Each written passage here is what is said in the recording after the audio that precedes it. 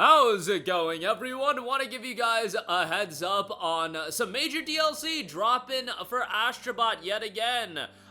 Even though Astrobot isn't a game that I'm incredibly high on, like, I didn't think it was Game of the Year 2024, alright? I'm gonna just be honest with you guys. However, that's my opinion. I can separate my opinion from assessing a game and a studio that has been doing a phenomenal job of supporting the game. And Astrobot, while it has been around for a little bit, you had the VR release, you had Astro's Playroom and whatnot, they have done a masterful job of elevating this IP and building that one resource that you cannot quantify, and it is so important. That is goodwill, and they are doing that yet again with this latest free piece of DLC. We will talk all about that as that is out. Speaking of a game that's built a lot of goodwill, Palworld gets its latest patch version 0.6.2. It hasn't been completely smooth sailing, but update 1.076, I should say, for version 0.6.2 is out now, so we'll talk that in a little bit. But as noted by Nicholas Desay, this was last month, and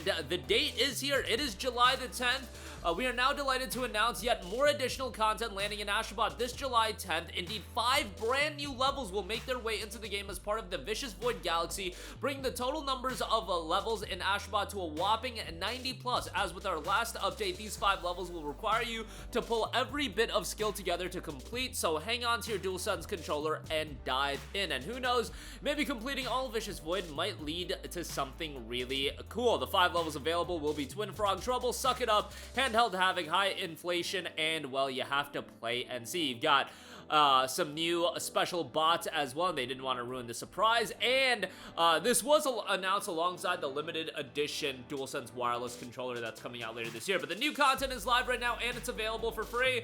Again, 2024 was a big standout year for new IPs, building a lot of goodwill, and I'm throwing in Astrobot into the new IP category just because, again, I get that it was around, but as far as a major AAA big budget release, it pretty much is a new IP, and they did a phenomenal job of building this IP. It got Game of the Year, which, as much as I think Metaphor was Game of the Year last year, look, Astrobot is a great winner in how I like Game of the Year, at least games to win Game of the Year. Look, like, for example, this year, a lot of people think Death Stranding 2 should win Game of the Year. What does that ultimately do for Hideo Kojima? Hideo Kojima, like, he's already a made man. It doesn't elevate Death Stranding. It ultimately does nothing. Expedition 33, on the other hand, if that won Game of the Year this year, that elevates Sandfall Interactive. That elevates Expedition as an IP if they continue that, Claire Obscure, whatever you want to call it. Astrobot winning Game of the Year elevated Astrobot. Team Asabi, they're not a made man as far as a studio and their perception goes. That I like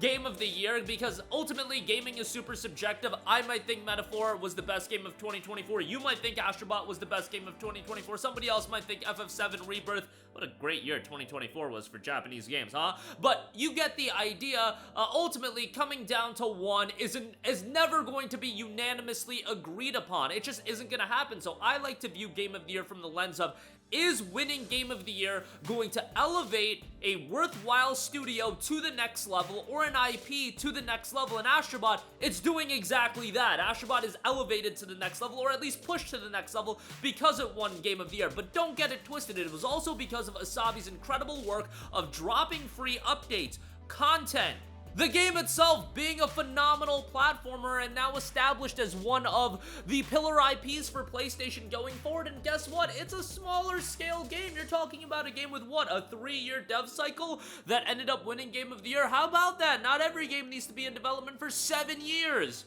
And, you know, it is a little bit unfortunate to me, and I've said it before, that I feel like Little Big Planet and Sackboy as a mascot is being pushed to the side now for Astrobot. I get why it is, but, you know, as somebody that grew up with the PlayStation 3 and Little Big Planet 1 and 2 being a big part of my childhood, or teenage years, rather, is when Little Big Planet 1 and 2 came out, you know, it's a little bit of a bummer seeing him pushed to the wayside for Astrobot, but I get why it's happening.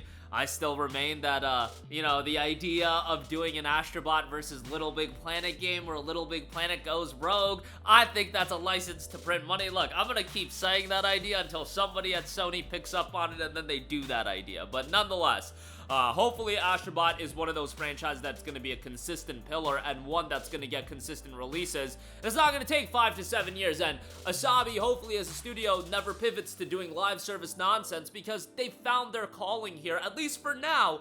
And, you know, in the future, I get that maybe Sony's going to want to monetize additional content for Astrobot, but right now, I think it's more important to establish this IP, and dropping free levels, dropping free content, I think builds a lot of goodwill, and ultimately it'll pay dividends in the future. And we saw that happen with Stellar Blade. Literally, we saw that happen with Stellar Blade. When Stellar Blade was received so well on PlayStation, they did free updates and things of that nature. They built that goodwill, and then look at what happened. A year after its initial release, they dropped that sucker on PC, and it does incredibly well on PC. And I'm not saying Astrobot's gonna get ported to PC and do incredibly well on there. It's so tied to that DualSense controller that I think it would be a little bit challenging, but you know, I think building goodwill is ultimately always going to pay positive dividends, so great to see that and new content for that available today. Moving on from that, speaking of building goodwill, Palworld is a game that's built a lot of goodwill throughout the last year and a half it's been out. Obviously faced some turmoil, and now Palworld PS5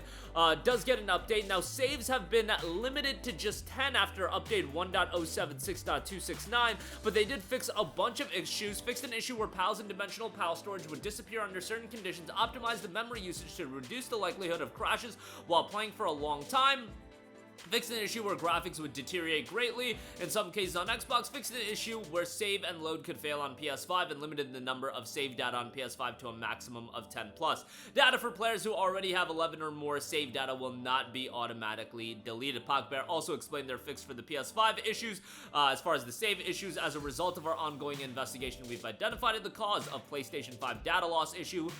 When too many save data files, including autosave and backups, build up on the PS5 version of the game, it causes a system error on the PS5 backend, which results in the game failing to save and corrupting the data. This ultimately is our fault. We apologize to our players for the difficulties and trouble this has caused. And the unfortunate reality is a maximum of 10 saves is going to affect some people. Data for players who already have 11 or more save data will not be automatically deleted, but something to consider given the issues with the save functionality going on. But that'll do it for me. Again, Astrobot gets some new free content available today.